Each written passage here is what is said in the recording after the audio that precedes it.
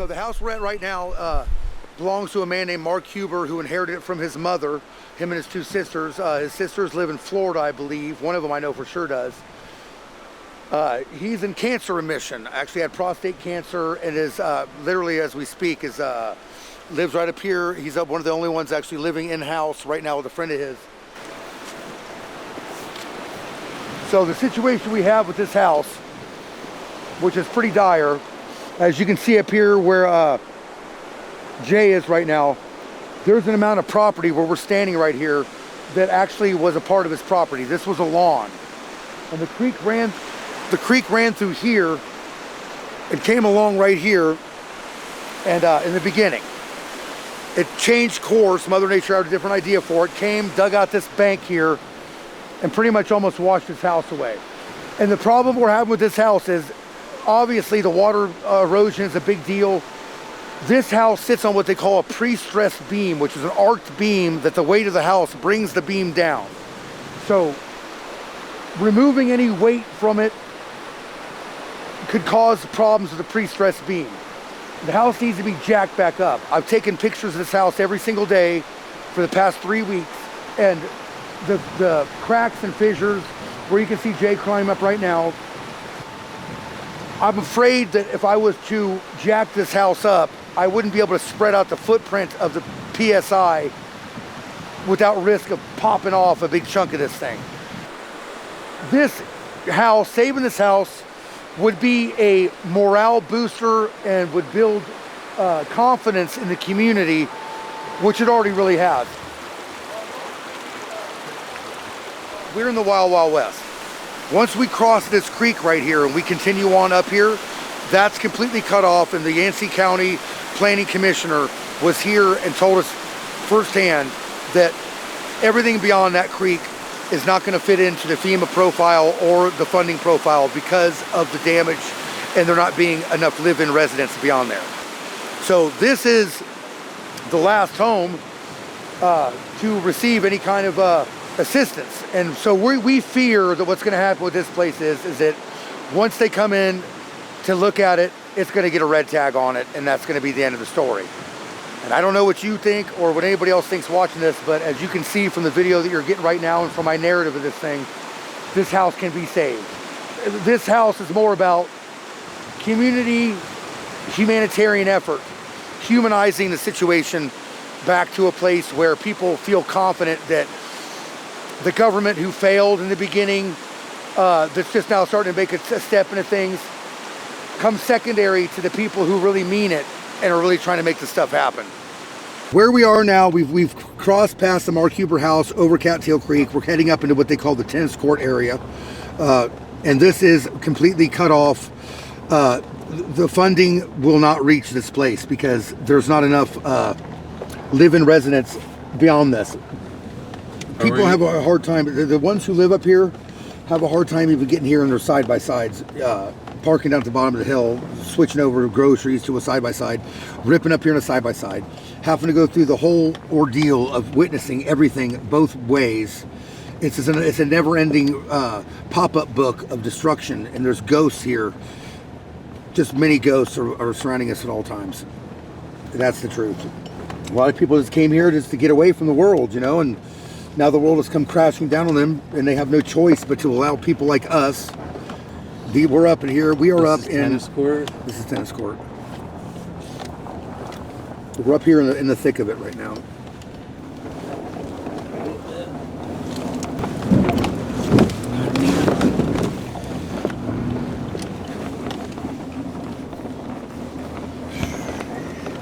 We got mud here still. I'm going.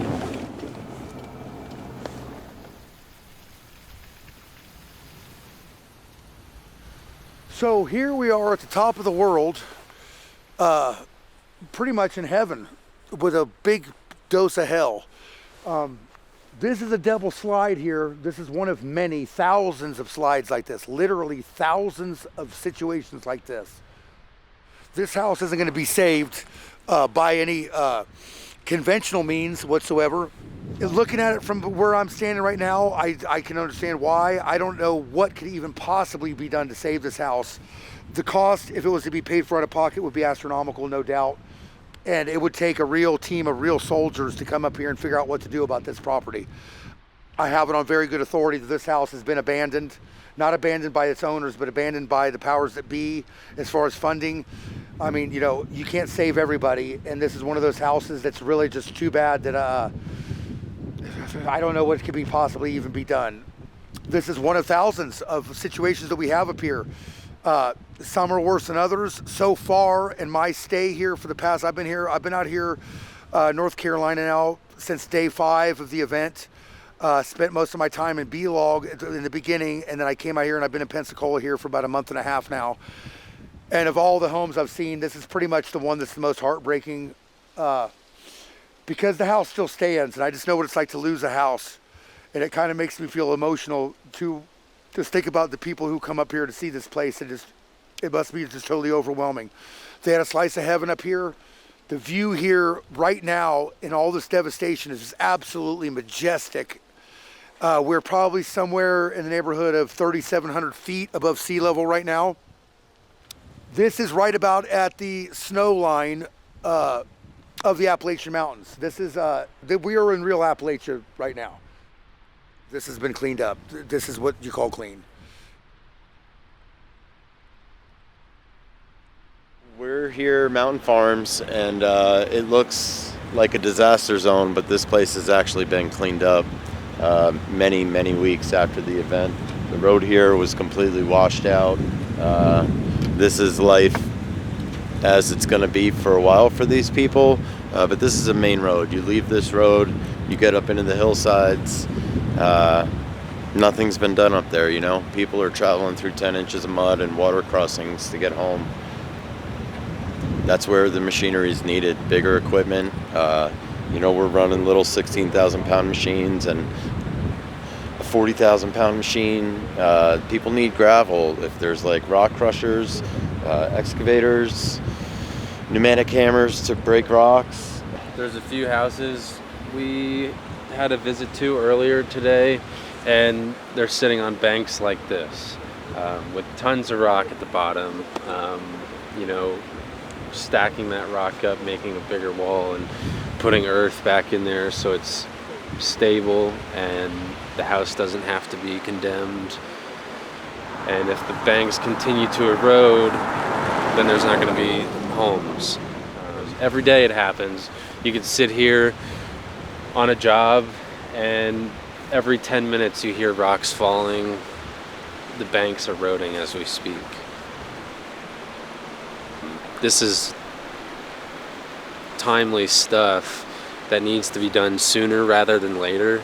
As the thaw and the freeze come, the bank erodes, and we have the opportunity to rebuild that now.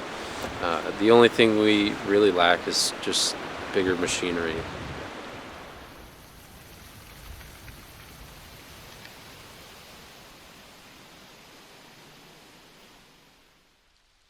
Before these bridges were in, you know, Ron and Patty were living here, and some volunteers had come in and set up the zip lines. So they'd load this up with firewood and groceries and send it across the zip line here. They have a bridge now. Change is happening. You know, it's a lot of chaos and destruction, but there's a lot of new life and new joyful moments, and the sun came up today and is shining, so let's celebrate that. Yeah.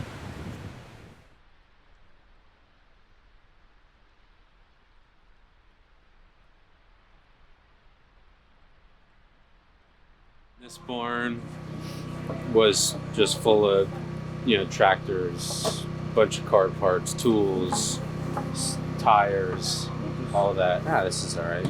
Thank you, though. So with a couple of the logs we pulled off the mountain, we cut a bunch of material to make this kitchen. So we got the counter space, we got the shelves, the doors are up. A bunch of volunteers came in, did the doors for us, put the plastic up, did some shelves on the back wall. We were able to put in a wood stove and another propane heater. So on a night like tonight, It's good to have. Instead of sitting out in the wind and snow, we'd all gather around the wood stove and have a good family dinner. One day I struggled with how I was feeling. It dawned on me that I had left something back in the woods. So I got it there, stretched out my wings to fly. So I got it, and I stretched out my wings to fly by the night.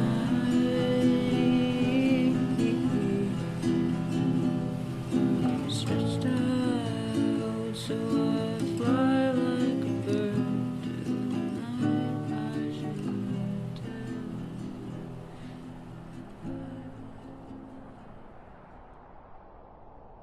So, welcome to our saw shop. Trailer was donated. We brought it down here, kind of just base our operations at it. The camper and the tents here. We plan our days from hearing the needs of the people, meeting us the day before, saying, hey, can you do this? Can you come see me here? I want help with that.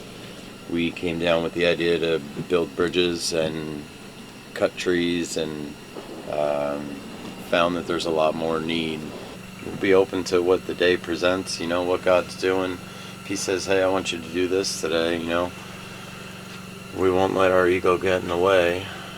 We came out here and we met all these people: Joe and Lisa, Lindsay and Jean, George, Gabe, Billy, Keith, Jessica, Sheila. People just stop by, or we hear of a need and we write it down. The law of the land's here, the sheriff, they're great. The people are wonderful.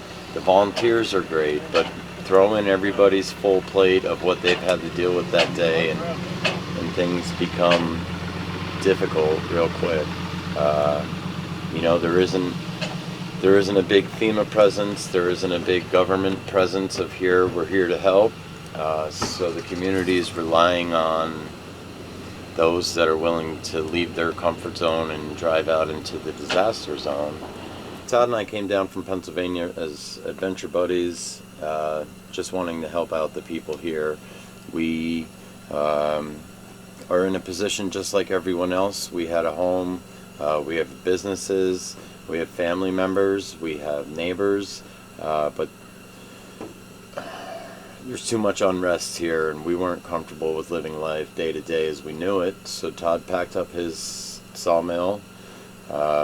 We reached out for help for some donations. We got a company to donate a skid steer and trailer. We loaded up my articulating loader and headed out. We're out here now 6 weeks. There's a need to put your hand to the plow and help your brothers in need. It says, don't let anyone be in need, and there's a shit ton of need down here. So we're down here volunteering our skills and our hearts for those in need. The people need help here. Big time help.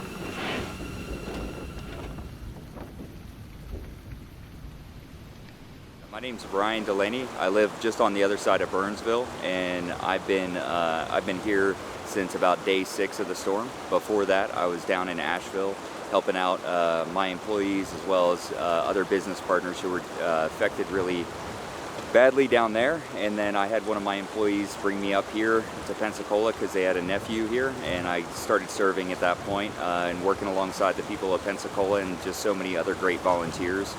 And I get to stand on the shoulders of the giants who were here before me, who got this going with the Pensacola Volunteer Fire Department, how they had originally taken all the stuff in, and those early volunteers who had to cut their way into Pensacola, and the folks from the community who had to cut their way out of Pensacola to start with. And in about a 65-day period of time, we were able to distribute over 36,000 plates of food We were able to distribute over 17,000 gallons of gas, 12,000 gallons of diesel, unknown amounts of propane, and just really the help and the hope. That's the biggest thing that we brought.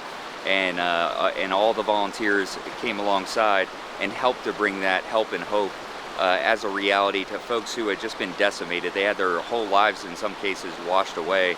And people laid down their lives so the people of Pensacola could start picking up the pieces of their lives.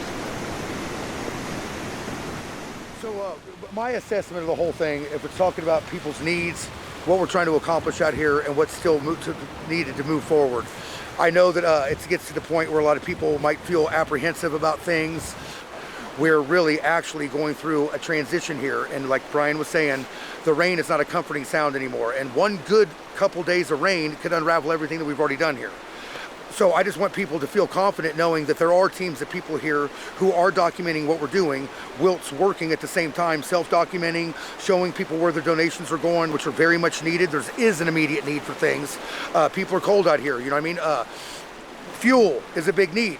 Right now, gasoline is expensive, and just being able to provide gas to somebody and propane, I promise that it's going to get where it needs to go. There's people that need it, and they're going to see it. So, and of course, money donations are always important. There are reputable 501c3s out here with good track records that are supported by the fire department here, the Yancey County Fire Department, by locals who are here, pillars of the community. Yesterday was 6 weeks. Yeah, our machines are too small.